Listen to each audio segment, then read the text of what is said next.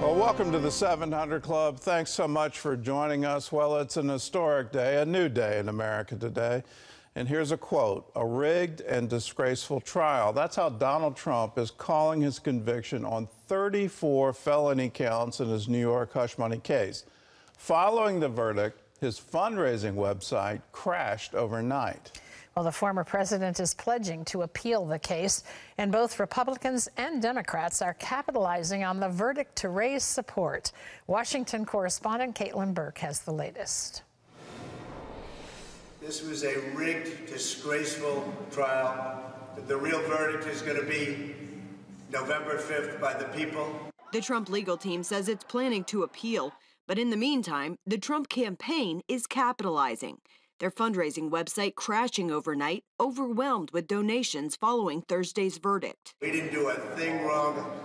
I'm a very innocent man, and it's okay. Democrats also looking to cash in, with President Biden posting a link to his fundraising website minutes after Trump's conviction. Meanwhile, the White House counsel's office commenting simply, quote, "We respect the rule of law and have no additional comment." And while this defendant may be unlike any other in American history, we arrived at this trial and ultimately today at this verdict in the same manner as every other case that comes through the courtroom doors. Republican lawmakers continue to stand by Trump, calling it a political prosecution. This is the quintessential show trial. This is what you see in communist countries. This is what I grew up having people in this community tell me about. It happened in the days after the Castro Revolution. And legal experts question whether the verdict will hold up. This is a target-rich environment for appeal. Many of us believe there are layers of reversible error here, and in the end, he very well could be vindicated. There's some real serious legal questions here, because for this to still be a viable criminal case, it had to be connected to a felony. The effort to hide the hush money had to be used in commission of another crime. And it was a little unclear what the court was going to do with that, because the other crime would be some kind of federal election fraud crime that Mr. Trump wasn't charged with and hasn't been convicted of. Brad Jacob, a Regent University School of Law professor, tells CBN News this was the weakest of the cases against Trump, but he doesn't expect the others to play out. The best current read of the situation is nothing else has any chance of getting to a verdict before the November election. Although considered unlikely, the former president does face up to 4 years in prison for each of the 34 counts he was convicted of in the hush money case. Sentencing is scheduled for July 11th, just 4 days before the Republican convention. Trump does have a press conference scheduled for later this morning. Caitlin Burke, CBN News, Washington.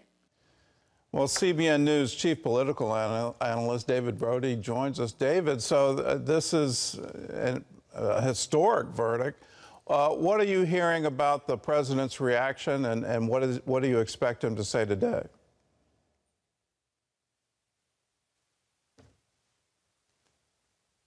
Interesting today, he has an 11 a.m. press conference inside Trump Tower, inside the atrium, kind of like where all this began back in 2015 when he glided down that escalator. He'll be back there today. The question really at this point will be, what is the strategy going forward from a legal perspective? I mean, he's already said the real verdict will be on November 5th. He believes he's going to win the election.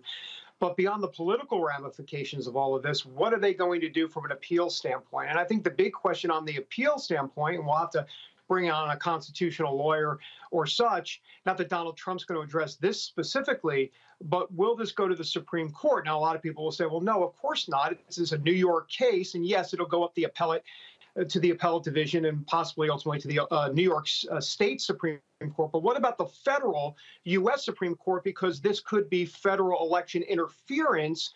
So the Trump campaign, or Trump may indeed appeal this to the U.S. Supreme Court, saying his certain amendment, there were certain violations under the First Amendment and such.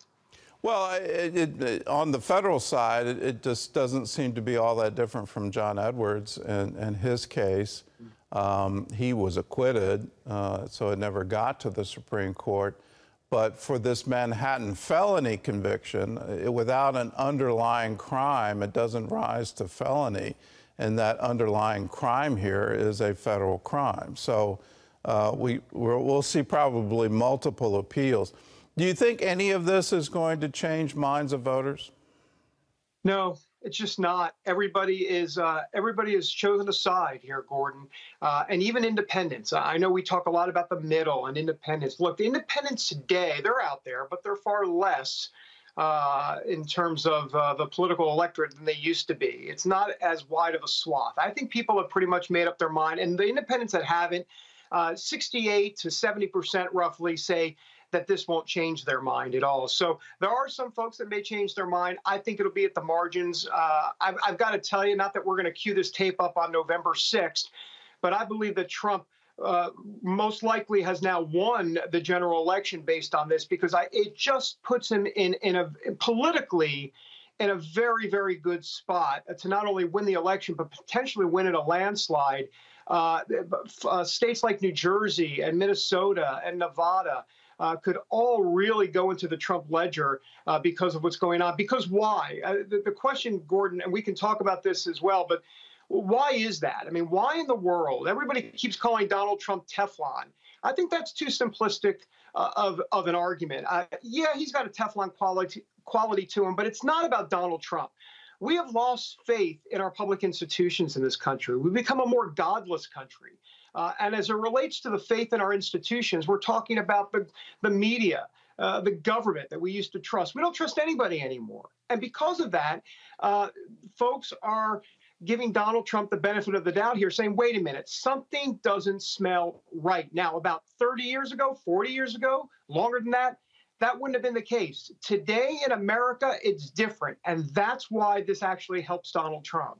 Well, it certainly gets the bully tag off of him, and now he's going to be able to run as an underdog. He's also going to be able to run that I'm being persecuted by the federal government, by the state government of New York, by the Manhattan prosecutor. He's going to be able to claim all of that. And I agree with you. It's like the sympathy vote just went to Trump, and I'm not entirely sure the Democrats who are, I guess, celebrating the conviction really understand that this may actually work against them come November.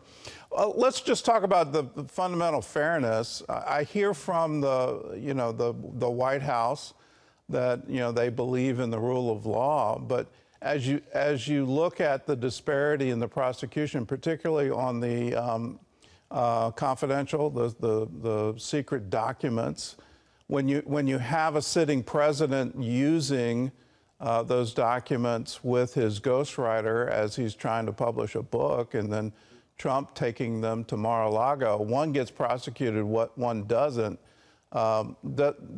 Isn't that a violation of sort of fairness? Why are you singling out one president over another?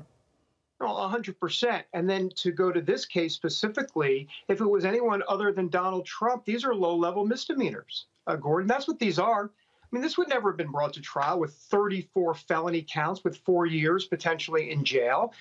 It's because of Donald Trump. I mean, it doesn't take a rocket scientist to figure this out, and that's what Americans understand. They also understand that Donald Trump had a gag order put on him.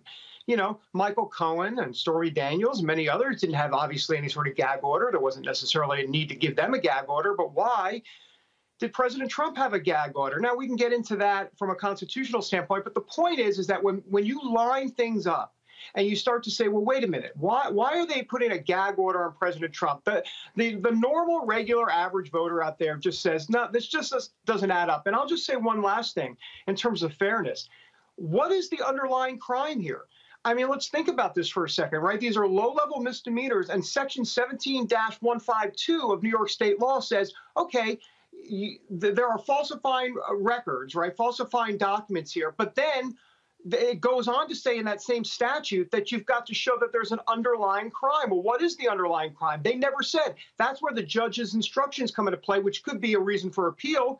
because the judge in his instruction said, hey, look, you don't really need to find an underlying crime here. It could be federal election law. It could be state New York tax law. Take your pick. And a lot of folks are saying that that's unconstitutional.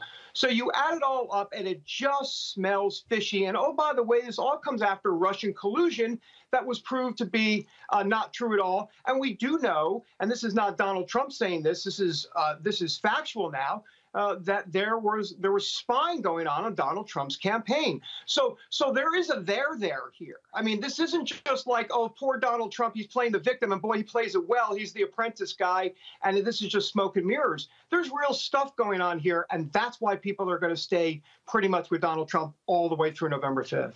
Well, let's do a hypothetical and sort of a worst-case scenario. I know we're in uncharted territory, but let's say Trump's going to be the nominee, and there's a sentencing hearing 2 days before the Republican convention.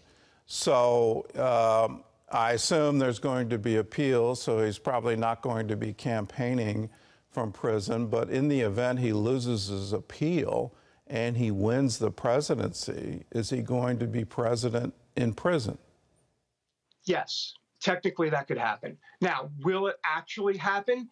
There's a sense among constitutional scholars that the sentence at that point would be deferred. In other words, if he was president of the United States, he became president in January of 2025, and supposedly at this point he's still in jail, but the sentence would then be deferred until after he was president, because how do you run a White House from a jail cell? It doesn't feel tangible. So the sense there would be that it would be a deferred sentence at that point. Having said that, yes, if there wasn't a deferred sentence, for sure, he could technically be president from jail. Nothing in the Constitution that says he can't. It doesn't speak to criminal convictions. It only talks about you have to be 35, live in the United States for 14 years, and be a naturalized U.S. citizen.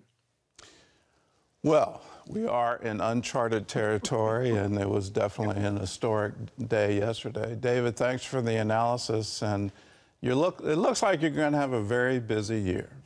I think so. I think so. I'll grab some smelling salts along the way, Gordon. All right.